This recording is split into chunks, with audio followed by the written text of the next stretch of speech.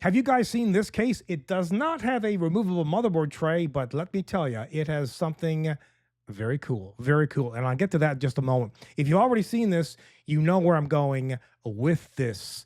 Hang on, I'll get to it in just a moment. So in this case, you can put an SFX power supply, an ITX motherboard, a full-size graphics card up to 330 millimeters, a cooler, and you can even put up to a 25-inch monitor on it. That's right, on the case.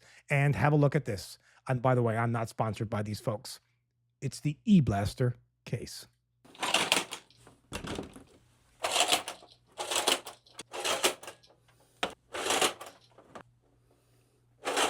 Innovation right there.